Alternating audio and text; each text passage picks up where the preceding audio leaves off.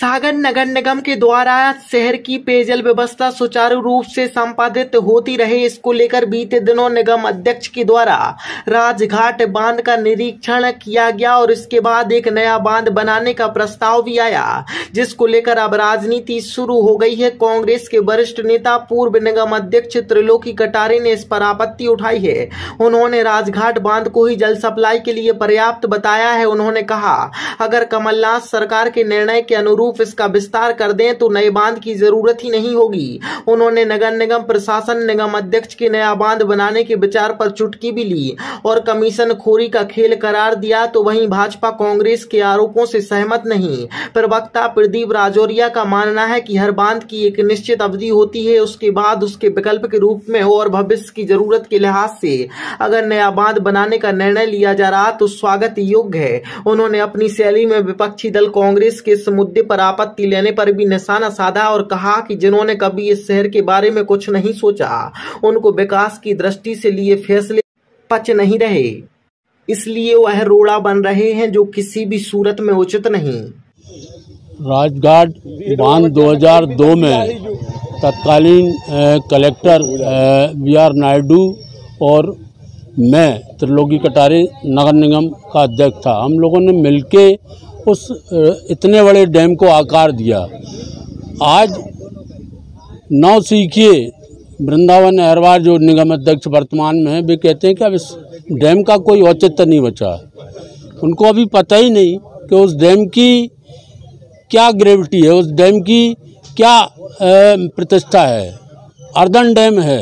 Earthen dam हम बोल के चुप हो जाएं तो हमारे ख्याल से निगम में आज के समय में जितने भी पार्षद हैं और निगम अध्यक्ष और महापौर, उनको पता नहीं है कि अर्दन डैम क्या कहलाता है। कंक्रीट डैम और मिट्टी का डैम जो है वो अर्दन डैम कहलाता है। अर्दन डैम जो है 2002 में चालू हुआ है, उसकी 1000 वर्ष लाइफ है यदि उसका मेंटेनेंस तरीके से किया जाए।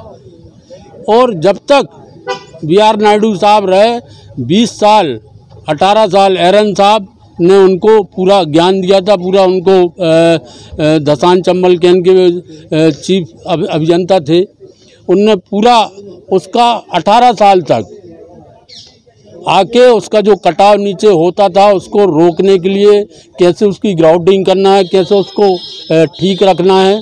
और आज तक उस डैम को लगभग उनने मॉनिटरिंग किया है। अब जो लोग उसकी मॉनिटरिंग करें, और नायडू साहब अब मेरे समय में उस डैम को जब बनाया गया था तो उसमें कॉलर फिट है, केवल हाइड्रोलिक गेट भर उसमें लगना है।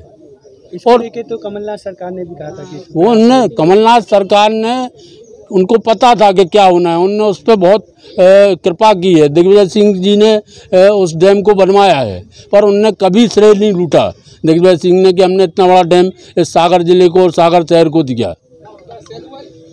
इसलिए उनने जैसे ही कांग्रेस की सरकार बनी थी, कमलनाथ जी ने 125 करोड़ रुपया उसको हाइड्रोलिक गेट लगाने के लिए, उसकी हाइट बढ़ाने के लिए, उसका मुआवजा देने के लिए दिया था। पर इन लोगों ने सब लीपापोती कर दी। जैसे इनकी सरकार आई उनने उसको बुला दिया। अभी बात हुई आपकी, क्या निष्कर्ष निकल के आया है, क्या आश्वासन?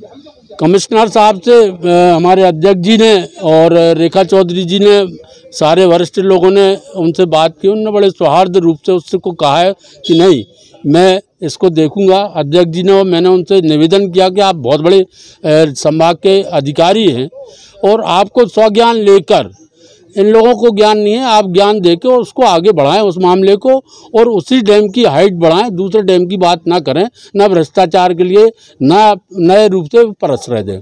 देखिए, कांग्रेस का तो शुरू से रहा है कि जनमानस के बीच में भ्रम फैलाने की स्थिति पैदा करती है, काम कुछ किया नहीं। आज सागर का जो विकास आपको दिखाई दे रहा है वो भारतीय जनता पार्टी की देन है।